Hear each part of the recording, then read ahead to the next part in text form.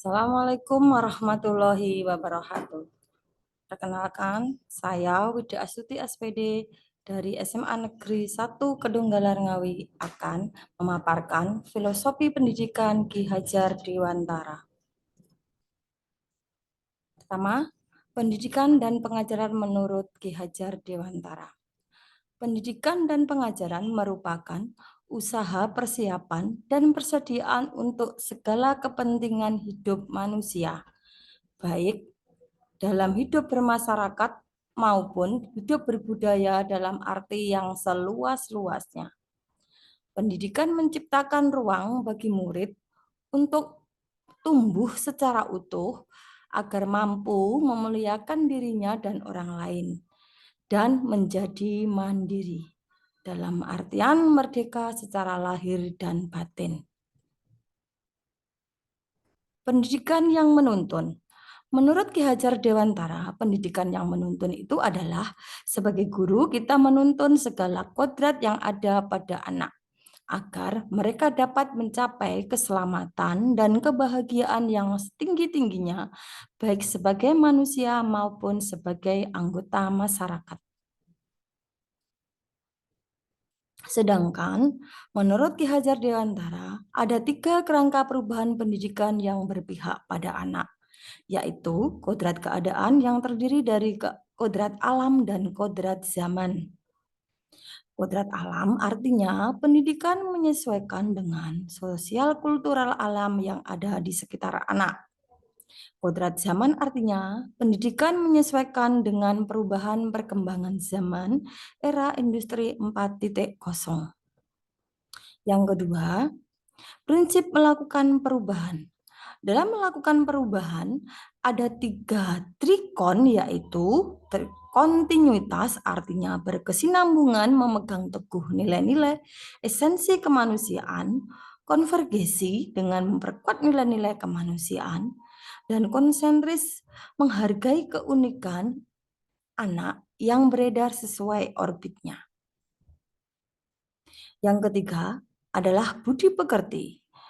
Budi mencakup cipta, rasa, dan karsa, yaitu mengolah pikiran, menghaluskan perasaan, dan memperkuat kemampuan. Sedangkan pengertian itu pekerti menghasilkan insan yang penuh kebijaksanaan agar pendidikan berjalan secara holistik. Kemudian dari filosofi pendidikan Ki Hajar Dewantara, maka refleksi pengetahuan dan pengalaman baru yang saya dapat adalah pertama, pendidikan dan pengajaran. Pengajaran bagian dari pendidikan. Pengajaran merupakan proses pendidikan dalam memberi ilmu atau berfaedah untuk kecakapan hidup anak secara lahir dan batin. Sedangkan pendidikan memberikan tuntunan segala kekuatan yang dimiliki anak agar dia mencapai keselamatan dan kebahagiaan yang setinggi-tingginya.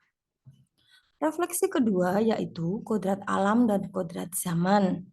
Artinya pendidikan harus menyesuaikan kodrat alam, sosial, kultural yang ada, kodrat zaman menyesuaikan dan perkembangan industri era 4.0. Refleksi yang ketiga adalah kerangka perubahan. Dalam kerangka perubahan ada 3 acuan yang digunakan yaitu kontinuitas, konsentris, dan konvergis. Kemudian refleksi selanjutnya, pendidikan yang menghamba pada murid. Artinya pendidikan itu merupakan sistem among. Guru menuntun segala kodrat yang ada pada anak dan menebalkan karakter yang ada. Mengembangkan potensi, bakat, dan minat sesuai dengan yang dimiliki oleh anak tersebut. Kolaborasi guru dan murid. Di sini diperlukan untuk mengembangkan potensi siswa dan mengakomodasi karakteristik masing-masing siswa untuk mewujudkan student well-being.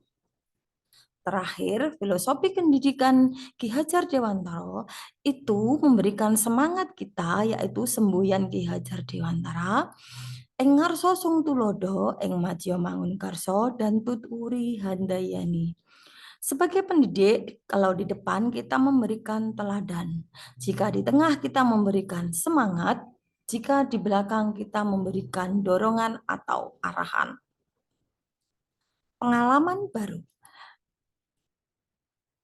Dari modul 1.1, pengalaman baru yang saya dapatkan adalah kita perlu menerapkan pembelajaran yang memerdekakan anak atau menghamba pada anak, yaitu menciptakan suasana kelas yang menyenangkan, tidak membosankan, siswa asik dan menyukai pelajaran yang kita sampaikan. Dalam hal ini, praktik yang kita lakukan adalah menerapkan problem-based learning pada pembelajaran fisika, sehingga kelas itu akan menyenangkan, siswa asik, dan tidak membosankan. Demikian presentasi dari kami. Wassalamualaikum warahmatullahi wabarakatuh.